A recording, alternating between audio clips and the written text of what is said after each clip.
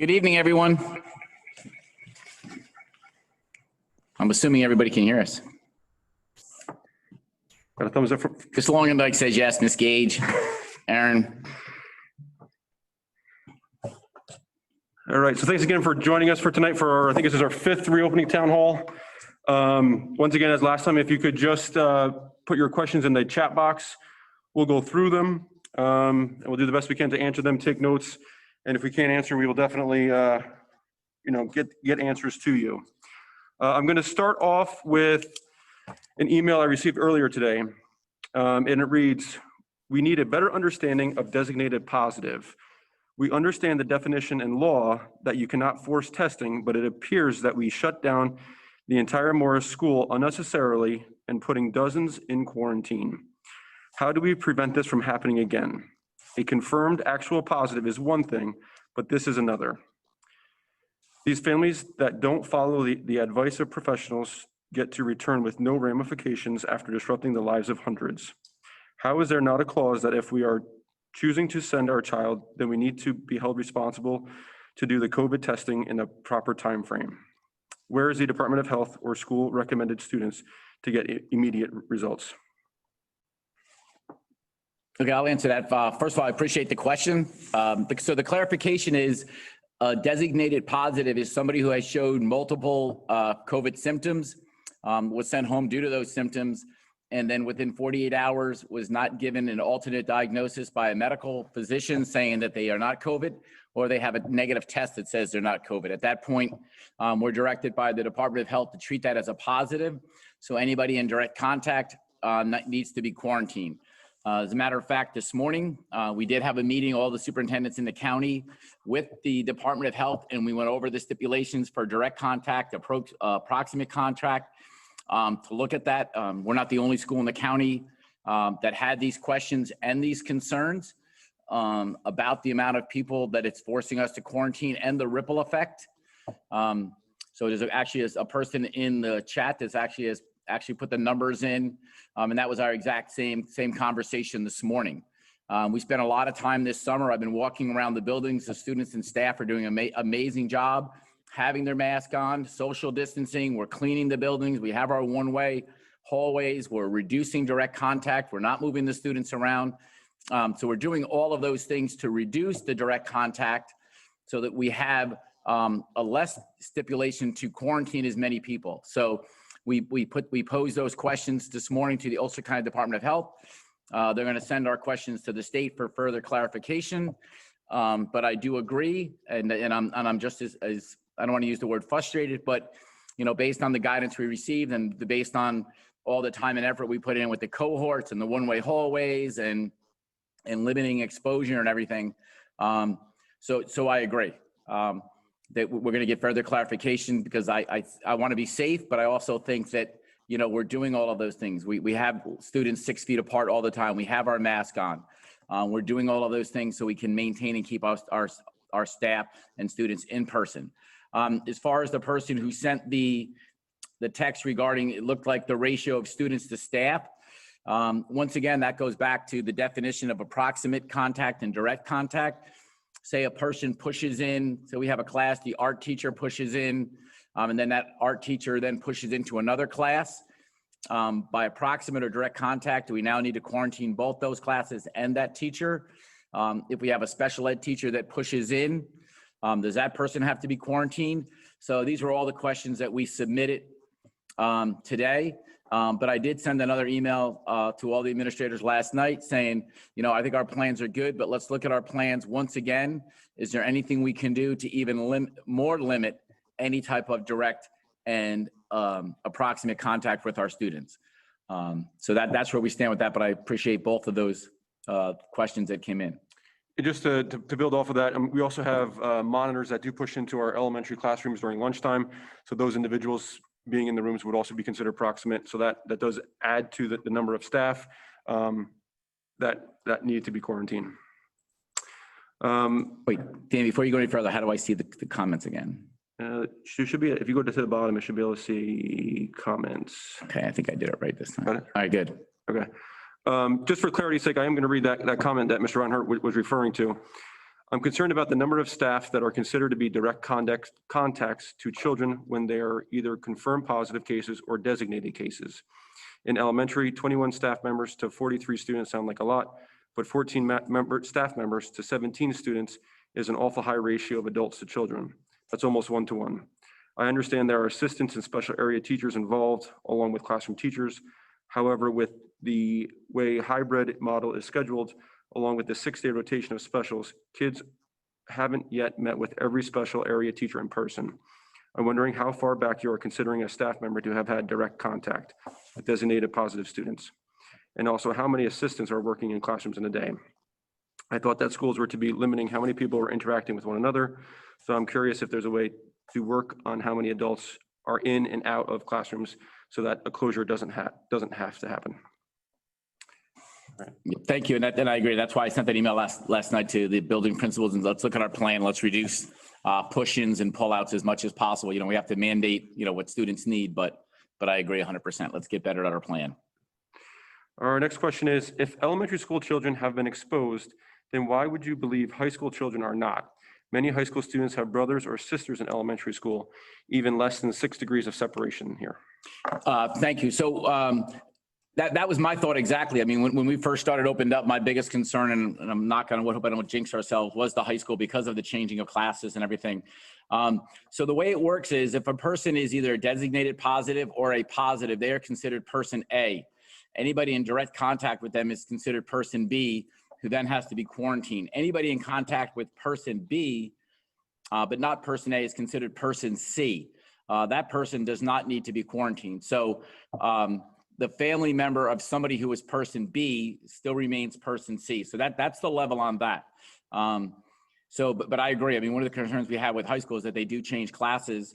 But that's the answer of why a sibling who's at the high school is considered person C.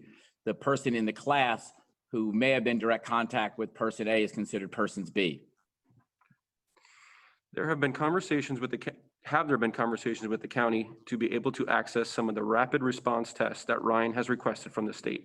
Yes, that was brought up as well. Dr. Kaplan and I actually had that conversation. I'm just not sure what that would look like at a school setting, but that conversation has come up. We are doing some research on the validity. What's the percentage of those that are accurate? And if it's something we could actually do on site, or if there's a way that if this keeps going the way we're going, can there be neutral sites throughout the county that could be cost effective if we need to send families there?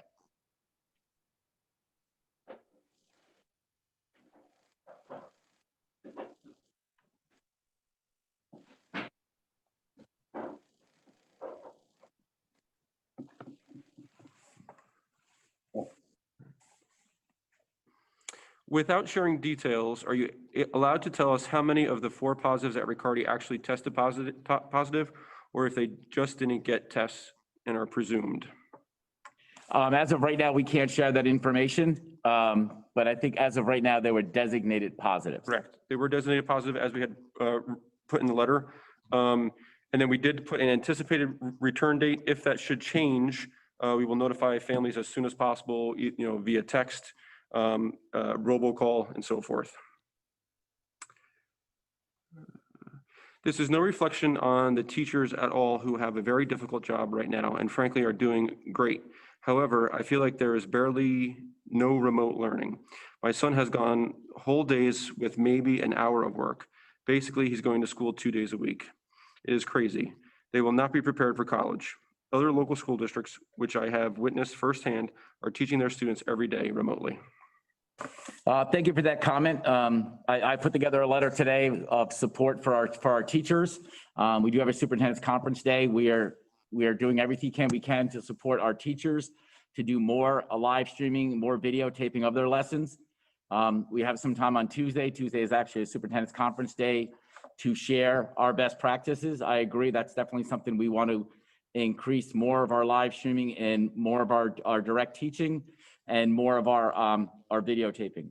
If you do have a concern, or you feel like there's something missing, please do reach out to your building principal or your classroom teacher.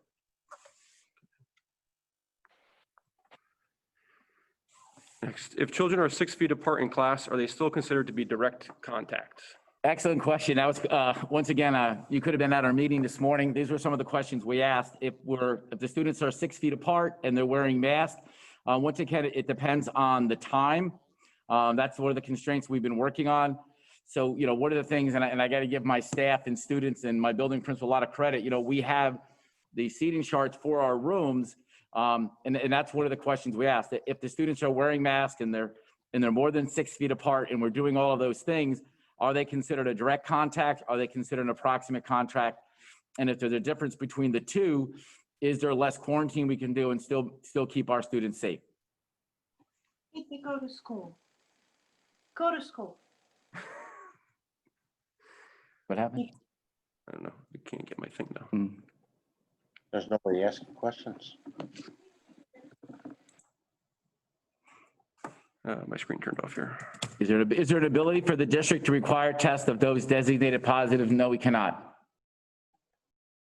All right. What's the current plan for reducing hybrid further and doing more in person?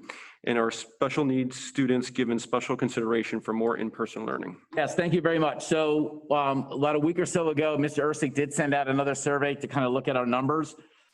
So right now, our plan is for our students with the most severe students with disabilities. It looks like the transportation is going to work, and we're going to be able to start with our students that are in our self-contained classes, bringing them in more than 2 days a week. I know Ms. Anderson Butler is working on that, and those letters and those phone calls should be going out to those parents. I really appreciate the work that Ms. Petramol, our transportation person, has done, and Ms. Anderson Butler getting those, and the parents that of our special ed students that responded so quickly to get the numbers of who's going to walk, who's going to stay remote, and who doesn't need transportation. So when we put all those things together, it looks like that's like we had said over the summer. One of the first groups we were going to look at was obviously our students with disabilities, which is one of the components that came down from state education. So far, knock on wood, it looks like that's going to be able to start next week. Ms. Anderson Butler just chimed in and noted that letters went out to parents on Tuesday for those particular students who do receive letters to attend 4 days per week. Thank you, Ms. Anderson Butler.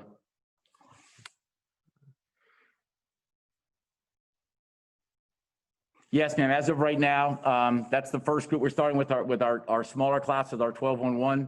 Once again, that's the first group, and if that goes well, my goal is to continually transition for those students that we can bring back with the most severe disabilities right now.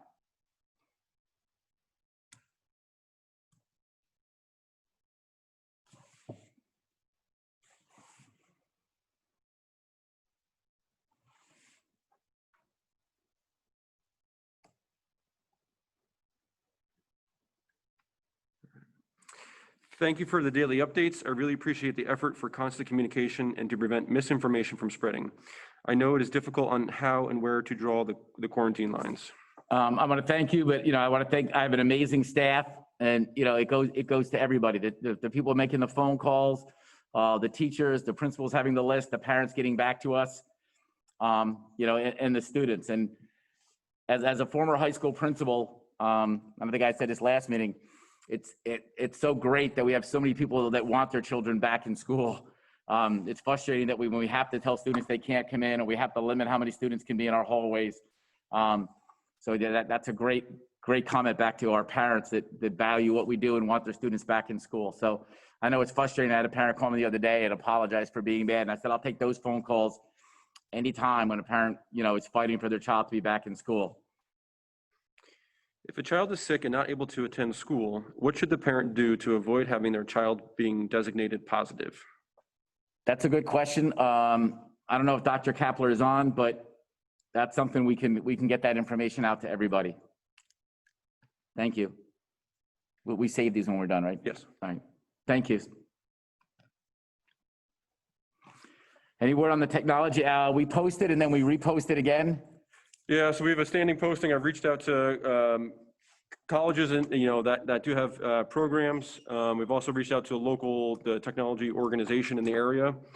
We still have not had qualified applicants apply, so we're still working on that.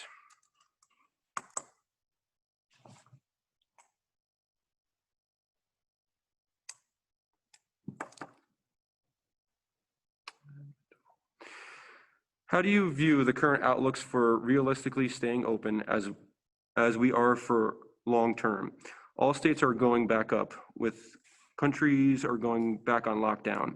Do you see major changes on the horizon, or fully remote again, or like other countries have done and move only older kids to remote and spreading the younger kids out more?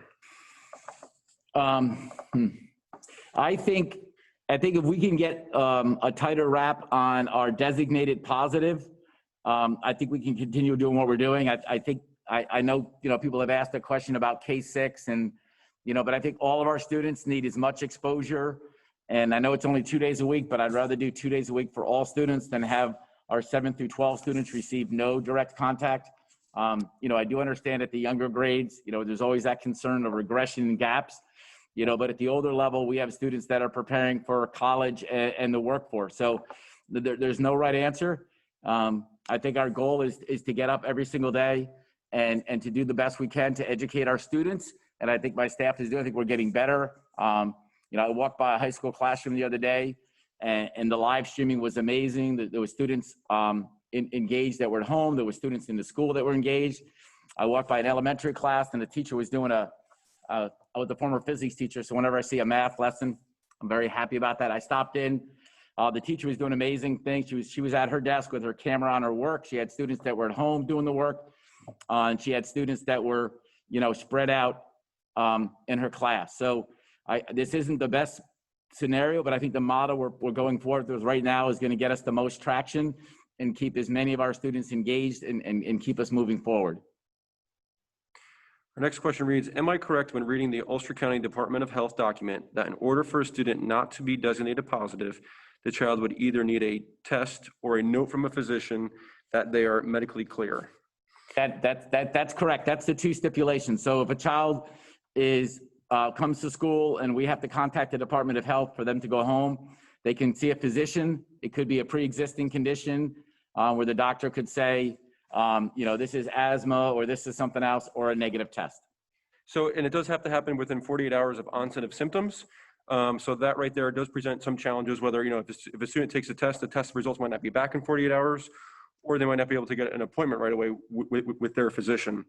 So that does prevent some, hardship there as well with that. Also, just in terms of a physician's note, right? We also, just getting the note is not necessarily enough. We still share it with the Department of Health, with our school physician, to make sure that it still does not pose a COVID-19 risk.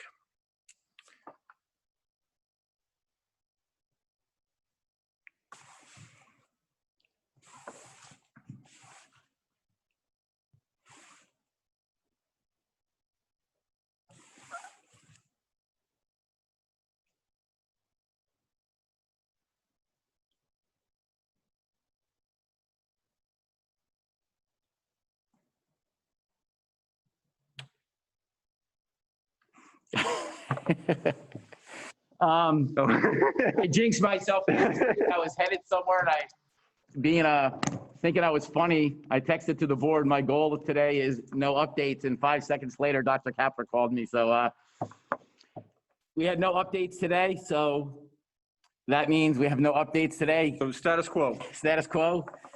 Good for me is all students that want to be in the building are in the building. But yes, things today went really well. Once again, I can't say enough for the community and the parents and the staff, that every single day we just get up and, we know it's going to be a challenge, and we're putting the pieces together and we're doing the best we can. But that's what it means for today. Yes, and just moving forward, if situations do arise and we are going to send a letter out, it will generally be between 3 and 4 o'clock. Just, as a time frame, obviously there could be situations where you might get a notice earlier in the day or later in the day, but that's kind of the time frame that we are shooting for when we do send out our letters.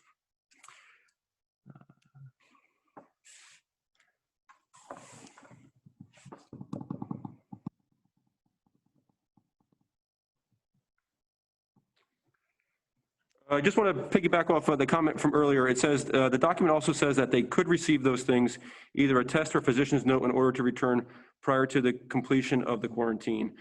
True, as we said, just want to reiterate though, that it does depend on that student that is designated positive to get the test. Just for instance, for argument's sake, if my son is in one of those classes and has proximate contact, if I take my son for a test, that does not allow my son to return back to school to return back to school quicker because of the incubation period. So it does really rest on that identified student. If my son does not want to sit in the lunchroom, what is the alternative? No one is wearing masks, and he has told me kids are not staying 6 feet apart. So we'll reach out to the junior and senior high principals to see what alternate we have for an alternate lunch space. The students aren't wearing masks, you're correct, because they are eating. The desks are 6 feet apart. We measured them, but once again, I'll talk to the administrators about making sure that anytime a student gets up to either throw their garbage away or get their lunch, they should have their mask on as if you were at a restaurant or something. Normally during the school year near Christmas, they do a school store. Any plans on doing this? This will be a conversation that we'll talk about within our administrative cabinet coming up. With trying to minimize risks, that may present some issues this year, but it's something that we can definitely discuss in our administrative cabinet. Christmas.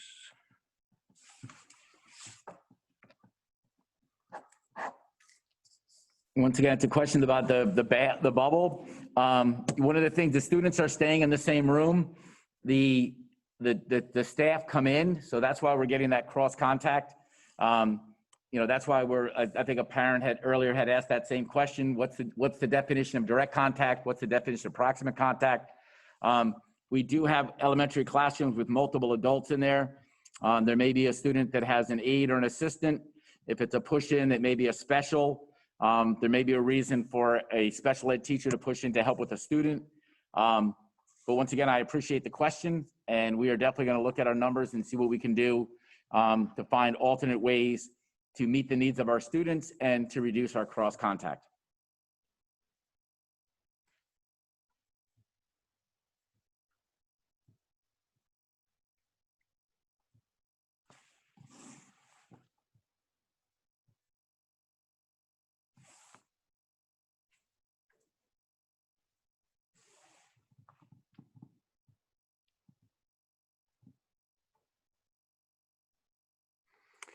If person A is positive and person B becomes assumed positive later, what is the plan to inform person C and so on?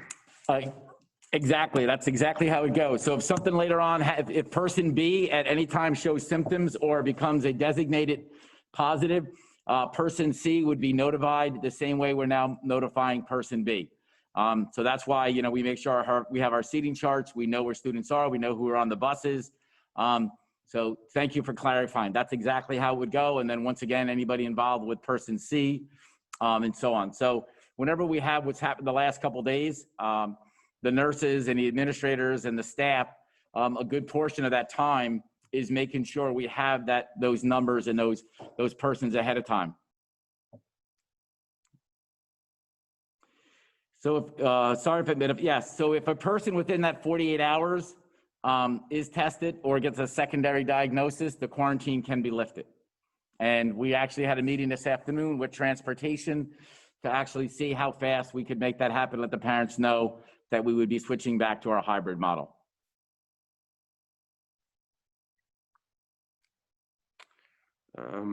There's a comment, I don't think there are many mask breaks allowed in classrooms at the secondary level.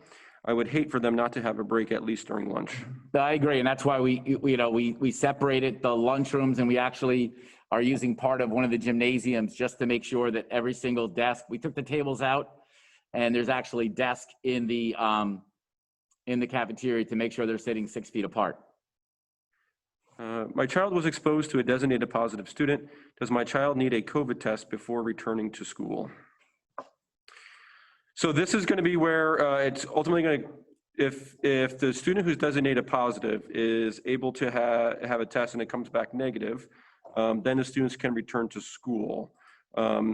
Also, if we exceed the 14 days and there are no symptoms, then we can return to school as well. Just to reiterate, getting a COVID test if you are if you are a proximate person does not allow you to come back sooner. It's really, you have to wait that 14 days or make sure the designated positive student does not have symptoms. Thanks to all the teachers, administrators, and school employees for keeping everyone safe. As the parent of a junior, I too am concerned with keeping a critical year for college ready, or being a critical year for college readiness. Is there a time frame to try and get high schoolers in more days a week if things keep going well there? Yes. So our goal is the way we prioritized our reopening plan and the way that the state asked us to do it is our main priority is what we're doing right now. The next is obviously our students with disabilities. The next priority group is our students with that are our E&L students, or English is not their first language. Our next priority is our elementary students. But I'd like to think that in conjunction with that, since we're not sharing the same buildings, that if there's a way, if things continue to go well, that we can increase our high school students, even if it was a way we did a rotating 2 days this week, 3 days the next week.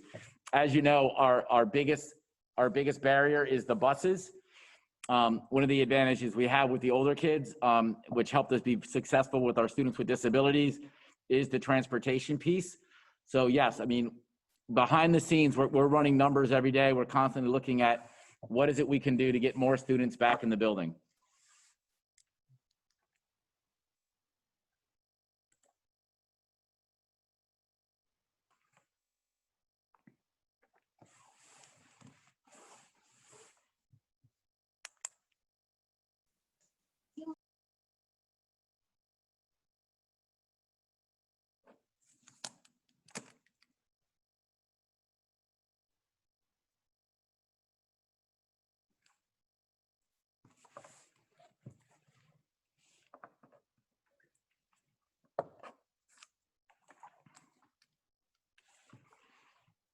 Any word on Regents exams in January? Not yet. What's the date for ordering? We have to submit bubble sheets by the end of this month. Yeah, so we haven't heard anything about the Regents exams in January. There won't be a lot due to the fact that there was a lot of exemptions in June, but we have not heard anything yet about January Regents, June Regents. Only thing we were told was that any exams would have to be taken in person. So we are planning that they are going to happen as of now. How will we handle snow days and delays this year? So I'm glad that there must be like a microphone in my office. I actually prepared a letter today to the school board that we're putting out tomorrow. So thank you. This will get me out ahead of the game. Maybe I'll take tomorrow off. So this year, New York State is piloting a way for emergency closures for districts to be allowed to switch to remote. So as you know, when we had the water main break, we pivoted to remote, and that did not count against our emergency days. Saugerties has 6 days, emergency days built into their calendar. So my thinking is, and I sent this to the board, and I sent it to the administrators today as well to look at, is if it's inclement weather, we are going to use a snow day. And the rationale for that is we have students that are out of district placement that are still on the road. We have staff that still may need to come into the building to provide instruction based on internet. And I have other staff members that would have to work on site. Safety is always my number one priority, and I would not want to put anybody on the road if the roads were that bad. So if it's a pivot due to inclement weather, it will be a traditional snow day. If it's an emergency closure where I believe we can have quality remote instruction like we did during the water main break, then we will do that. So that letter actually I wrote today, and that'll go on the website tomorrow, but I appreciate that question. So if it's due to hazardous roads or power outage, we will use a traditional closed day, and there'll be no learning. If it's a day where I believe we have the ability to pivot to remote, then it will not count as one of our emergency days. Hope that answers your question. And always, we will communicate those with our robocalls in the morning and text and email. Fielding a lot of questions about a plan for 100 remote students taking part in Life Touch school photos. These are scheduled for the month of November. Well, as of right now, I have a lot of concerns about that. I mean, if parents are choosing to stay remote, obviously there's a concern. I'm also not sure logistically how that would happen. That came across my desk today, and I told Mr. Ursick that that's one of those ones I need to think about for 24 hours. I'm not sure what that would look like or how we would handle that or how we would have the staff to screen every student coming in, and then the contact tracing if something happened where we had to close. But, you know, I will reach out to the building principals and to see what that would look like. And then what would that look like if we can't do it in November? When is the next time that is done? But I appreciate that question, and that did come across my desk. And as a follow-up to that, it says, how can remote students submit a photo? So that could be one alternative that we could come up with, where a remote student could submit a photo, you know, email it to a certain individual, and we could use that for the school photos. Without lockers, will we be having children go to school with heavy coats, gloves, boots, etc.? What are the plans for this? So at the elementary schools, I know that they have the coats. I'm not sure if that's large enough to hold their coats and jackets and everything, but I'll check with the elementary principals tomorrow.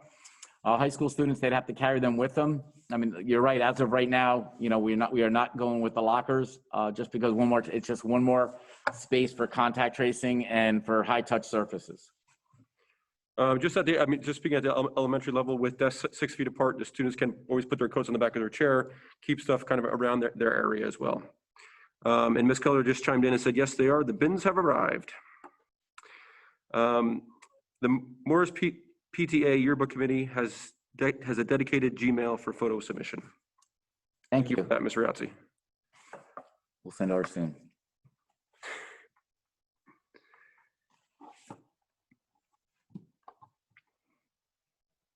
This is like an eye test. It's like the longer it goes, it's smaller.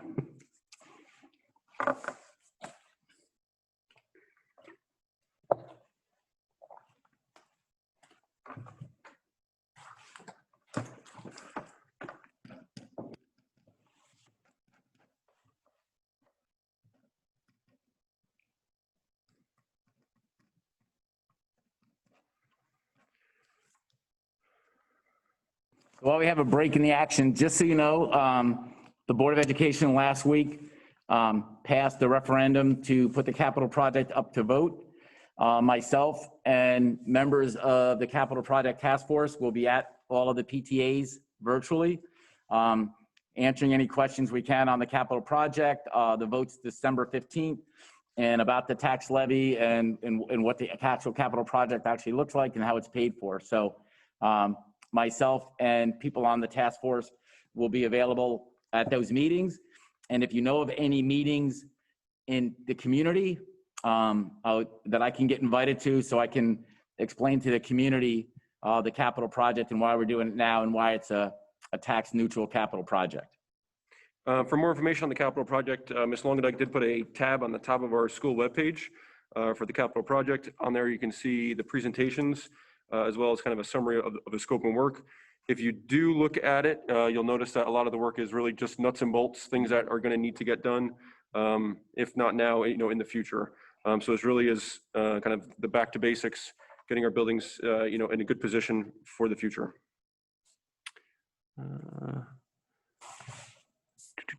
Ms. Darman, and then I read your question, the first one, but I will read it again. I just saw your note there. So here's that question. We need a better understanding of designated positive. We understand the definition and law that you cannot force testing, but it appears we shut down the entire Morris school unnecessarily and put dozens in quarantine. How do we prevent this from happening again? A confirmed actual positive case is one thing, but this is another. Thank you. And once again, we had a meeting this morning with the Ulster County Department of Health, all the other superintendents and myself, and that was the exact conversation we had. If it's a designated positive and we're doing all the other things, the social distancing, the mask, we're reducing contact, are there other options we have besides just that quarantine? And are we going through the steps of, are we in a hot zone? Have they been out of the state? All those things we get asked when we go anywhere else. So those questions were asked. They answered, they took down our questions, and I'm going to send those to the state. But I do agree, we want to be safe, but we also want to make sure that we're doing right by our students that are coming to school every day. And just to reiterate again, that the student who is showing symptoms and is sent home, they do have 48 hours to either get a negative test or an alternative diagnosis from a physician. After 48 hours, if that is not able to be obtained, then they do become a designated positive at that point. Anything on sports? So actually, we're having a meeting tomorrow morning at 8:30 with the athletic director to discuss sports. Section 9's tentative date for start is November 30th, and that would be winter sports. Right now, winter sports, 2 of the sports have not been approved by the governor yet. That is basketball and wrestling. The ones that we offer that would be approved would be bowling and gymnastics. We're meeting tomorrow to actually see what that would look like. If the section for some reason changes their mind, the next plan would be starting in January, 3 10-week seasons, doing winter sports, fall sports, and then spring sports. I'm not sure about volleyball. The last I heard, that was on the list of one that we were not allowed to offer. But if that changes, and hopefully I'll have more information tomorrow, we're meeting with Mrs. Zarelli at 8:30. All right, back to snow days. If on a Wednesday, would that also be a snow day even though it's already remote? That's a good question. I'm gonna get a little bit more clarification on that. That would be nice if it could.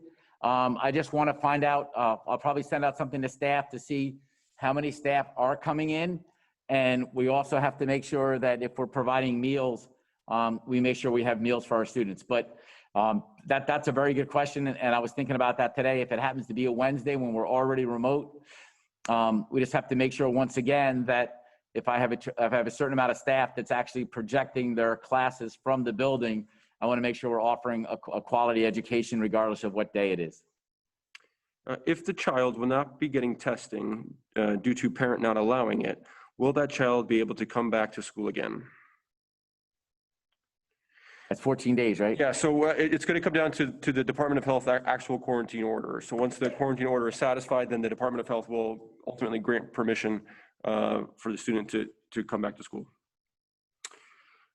If our children are remote because of designated positive and we do not hear otherwise after 48 hours, should we assume that students will be home until the end of the quarantine time? Thanks. So in order to be designated positive, that 48 hours has already passed. So we would not reach out to you again. When we reach out to you and let you know that they would have to quarantine, the Department of Health should follow up with a phone call and then provide an emailed quarantine order. At that time, you would be liable to follow the Department of Health's quarantine order. Once again, if by chance negative test results are obtained the next day and the quarantine order would be released, then we as a district will notify, and then you should also get a follow-up email from the Department of Health as well, I'm told.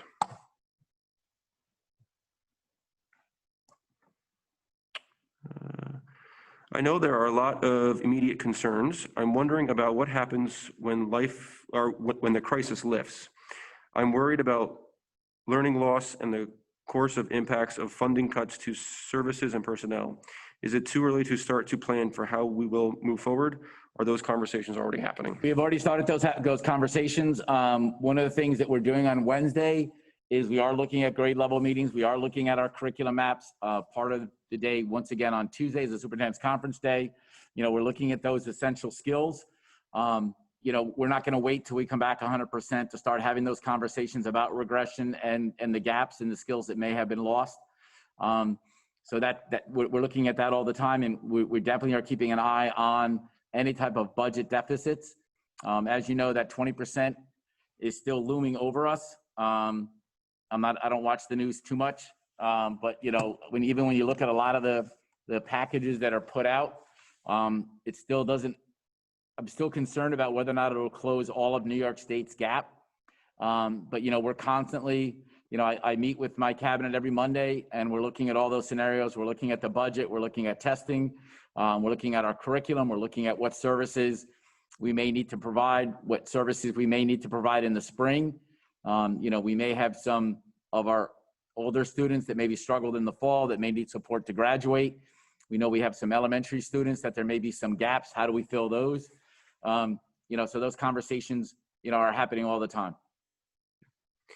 If a designated positive that does not get tested returns, but shows symptoms again, the assumption would be that they would not test again, so it would create another mass quarantine event. Is there a plan to then require that family to be 100% remote, since their unwillingness to test is impacting the student's ability to get an in-person education? We don't have the ability to require somebody to go remote. Any plans on opening after-school help or other clubs reopening? Yes. I mean, once again, our goal was we started the school year with no late buses. Once again, we wanted to bare minimum, get us up and running, find out where we're at. And then as things start getting better, we definitely want to increase those opportunities. I appreciate the question. I appreciate anytime the questions get back to student success. My principals have asked me, when is this going to be a possibility? And I've had teachers ask me, when is it going to be a possibility if the students, when we do get back and things are going better, can students start staying? Can we start after school help? So, that's definitely on the docket. Once again, I want to do what we're doing well and then start expanding our day. And I am aware of some clubs and organizations that are holding virtual meetings after school. The ones I know about happen to be at the high school. So that is a possibility now as well. So please reach out to the club advisors.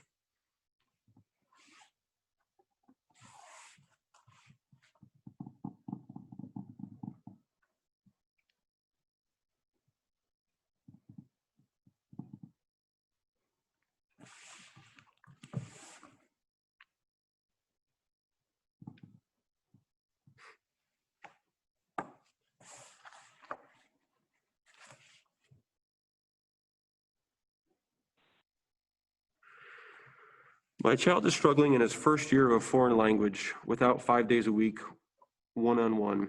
Are teachers understanding of this? I believe so. When we met in the spring, one of the groups that had insisted that they on Wednesday would be, we wanted to make sure we weren't overwhelming our students with too much direct contact on Wednesday, but that was one of the groups that had asked. If your child is struggling, please reach out to your teachers. I walked by a foreign language class the other day, and I couldn't have been more impressed on how the teacher was balancing what she was doing. So, but once again, if your child is struggling, please reach out. And, I'll piggyback this back with the question before about, once we get to that opportunity to start having after school club or after school help, that may be something that we can try to make available to students.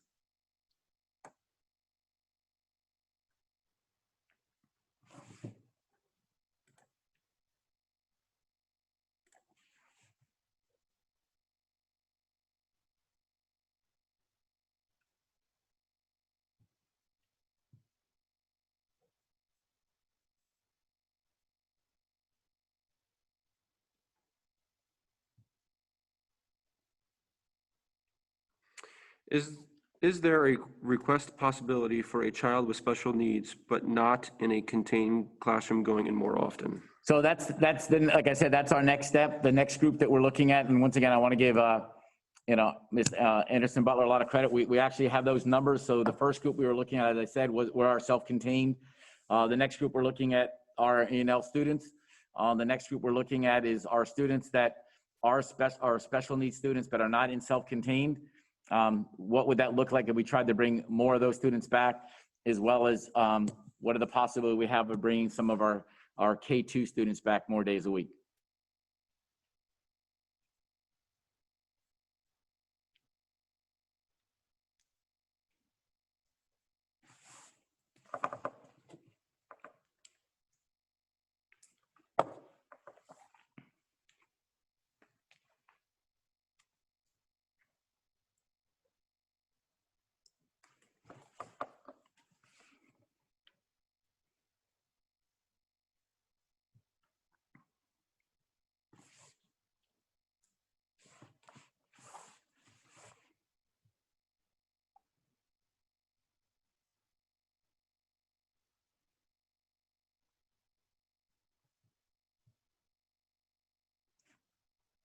Anything else?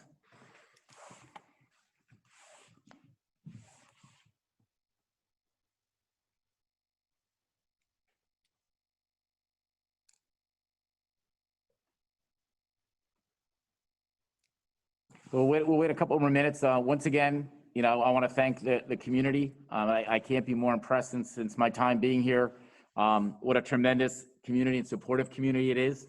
As far as wanting to help our students and help our school be successful. Sleep is overrated. But seriously, this is, I had a meeting this morning and all the superintendents were talking and, I hate to use the phrase, do the best we can.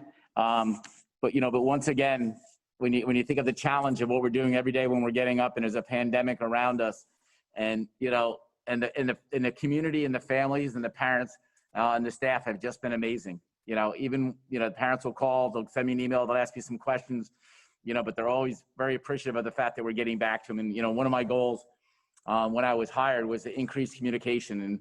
And I really appreciate the parents that contact building leaders or teachers or my cabinet so we can, get the information out and get the correct information out there. I know this is challenging. I don't know how this would have happened when I was younger. So I really appreciate everybody's patience in working with us.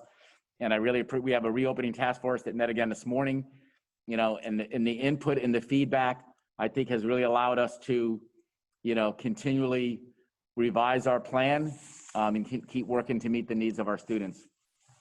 We just had a question about where the recording will be available, as I'm missing the first part of the meeting. Am I recording it? Yeah, so I'm recording it. We're going to post it on our Facebook, or not the Facebook page, I'm sorry, on our YouTube channel. It does take like 2 to 3 days for YouTube to actually go ahead and put the captions on it. So it won't be available right away, but hopefully over the weekend or Monday morning, it should be available.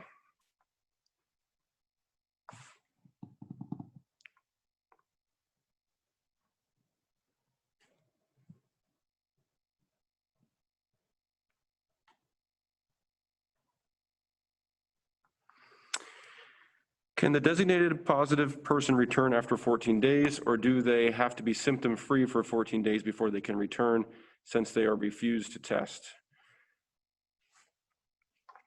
So this really is going to be governed by the Department of Health. I do believe they do have to be symptom-free at that point in time, but I'm not 100% positive on that. That could be something that we will look into for sure and clarify.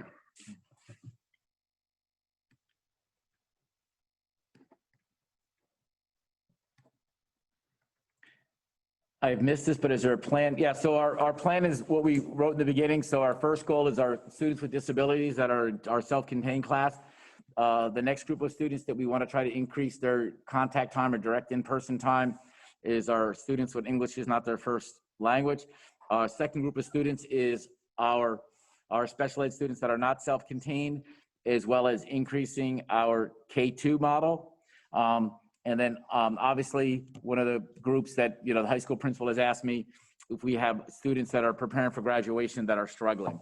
So that's the groups that we're working on first to see what we can do logistically to increase it. I mean, as you know, we are required to maintain a seat in a room for every student, regardless if they choose to be remote or not.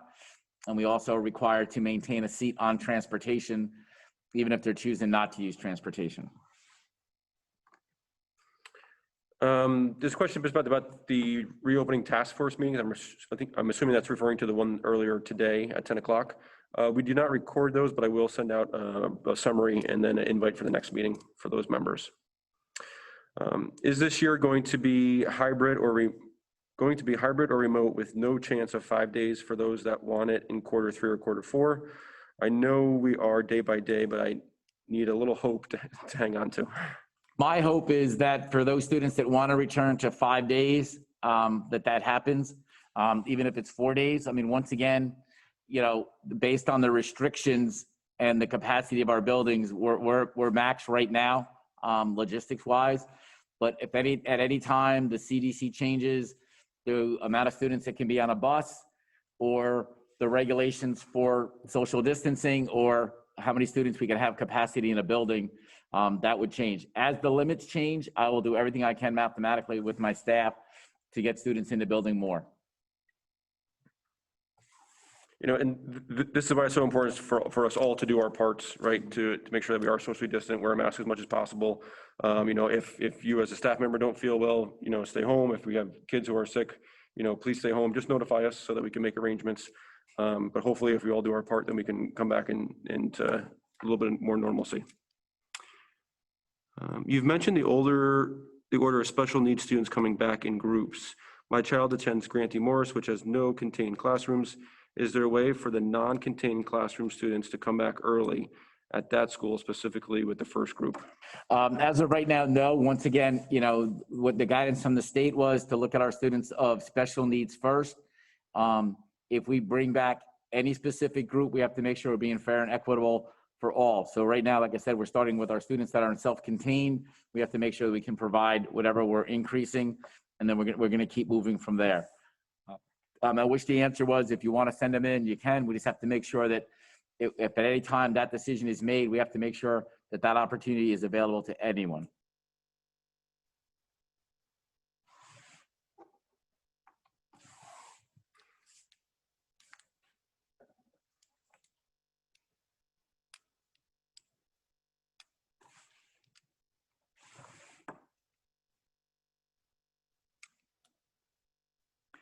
So right now, none of the metrics have been based on positive.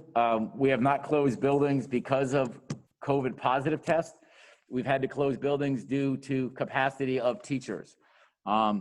So it's good in the fact that we haven't had a cluster. The negative is because of the direct contact, it's more of a limit of staff. So like I said earlier, I did reach out to all the building administrators last night to look at their plan, look at how we're not moving the students around, but what can we do to limit direct contact with staff so that we can keep students in the building more. We haven't been directed to close yet due to, for instance, the Department of Health thought that there was too many positive cases in one building. It's been to the fact that due to the quarantining of persons B, having the staff to run the building, bringing in 11, 12 subs would not provide the education where, at least at 100% remote, the students are being taught by their classroom teachers.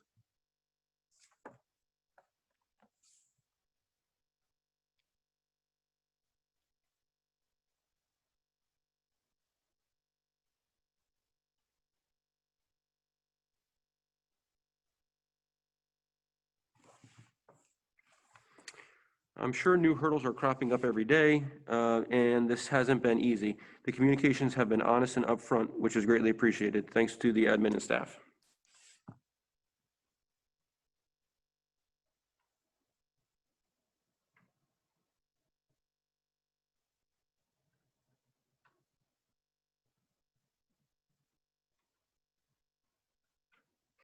How does the teacher staff availability issue improve going forward?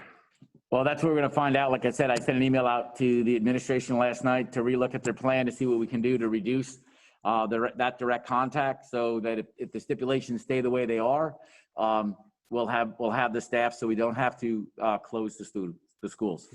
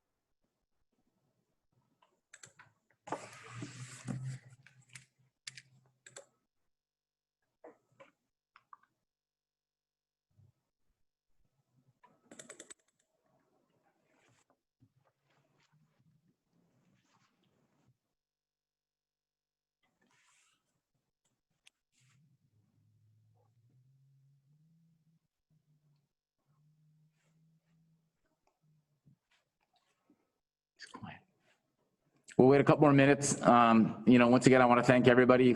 We have 83 people tonight. Yeah, we had a high of 100, I believe. I have 100. Thank you. And once again, at the upcoming PTA meetings, we'll be discussing the capital project. So if you can watch those, I know they're going to be virtual. I think we have one November 2nd. They're coming up. And we also have our next diversity committee meeting. They're happening the third Wednesday of the month at 5:30. There'll be a Zoom. This is the second Zoom meeting I've run, so I'm feeling pretty good about that. And so we'd like you to join those as well.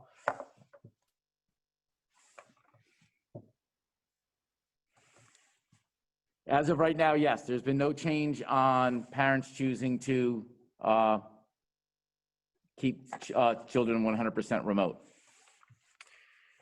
I understand the public health determination decides mostly everything, but does the route we seem to be on is shut down school by school for 2 weeks and try again and keep repeating the shutdown, reopen cycle? Or will we get to a point where we shut down for a longer period of time so it's less back and forth and confusing for our children to keep track of? Yes, that's a great question. We actually had that conversation this afternoon about that. You know, like I said, the conversation happened this morning when the superintendents met. And then when I came back from that meeting, I met with some of my cabinet. You know, that was one of the concerns that we addressed this morning with the Department of Health, that, you know, the ripple effect of the transitioning on our students. We know that. We also know that the importance of our students who choose to be in person, that social emotional piece. But I do think you're right. I think that's something that, you know, as an educational community, we have to look at that. And if it looks like it's going the same way, that's definitely one of those conversations as a community and with the board we're going to have. I'm hoping it doesn't come to that. I'm hoping that, you know, the clarifications will come.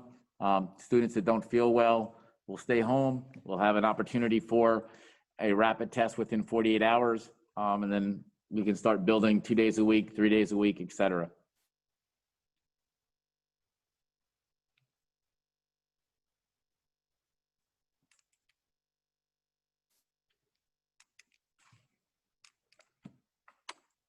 Couldn't that be a parent decision to keep their child home if they are uncomfortable with that and allow the kids who want to be in school to continue to go? Yes. But as a, you know, I'm not sure, you know, things, if the state above us says that, you know, in order to stay home, there has to be a doctor's note or something, you know, right now the guidance clearly says that if a parent feels that they want to keep their child home, they may. But as we know in the past, that hasn't been an educational decision that the districts were allowed to make. So as of right now, yes, that is a parent prerogative, but, you know, I always assume that I have to wait for things from higher above.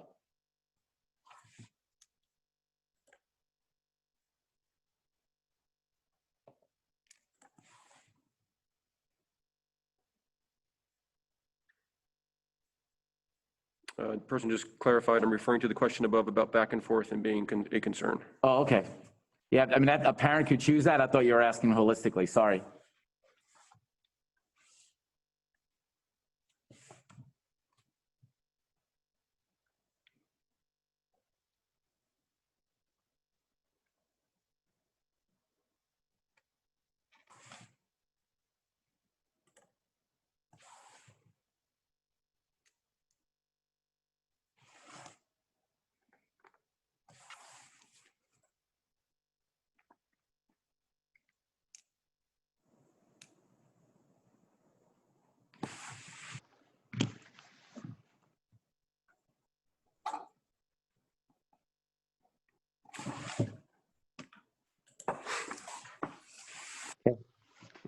I don't see anything new.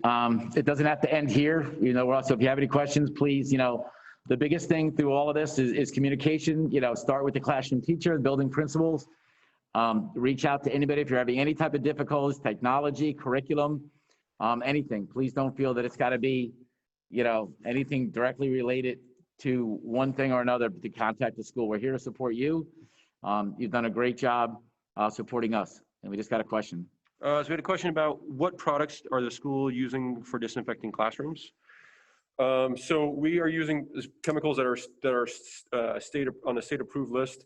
And also we work with an individual from Ulcer Boces to verify that the products we're using do in fact kill the virus and are on that list. If you want to email me directly, I will provide that information to you of what the actual product names are.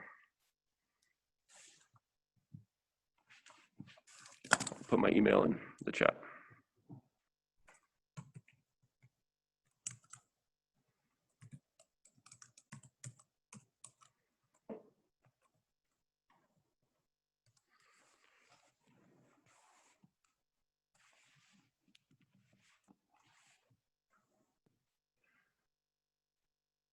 And I do know that there has been some parents who have reached out to see if they can provide cleaning stuff to our schools. We want to keep everything uniform, so we have enough cleaning products on hand.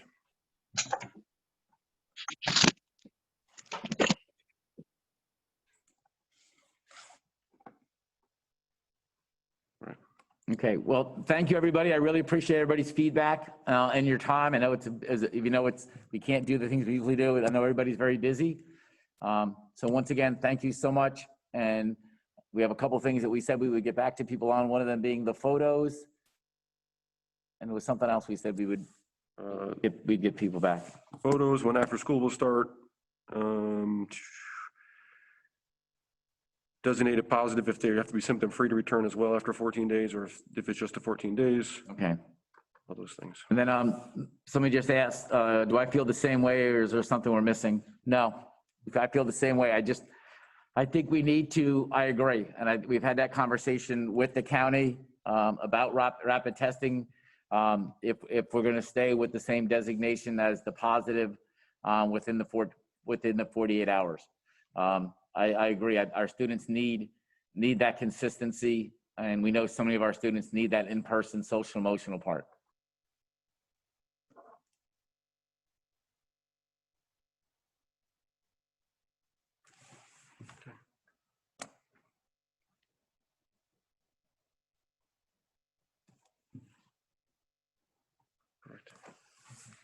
All right, so with that, thank you again for joining us.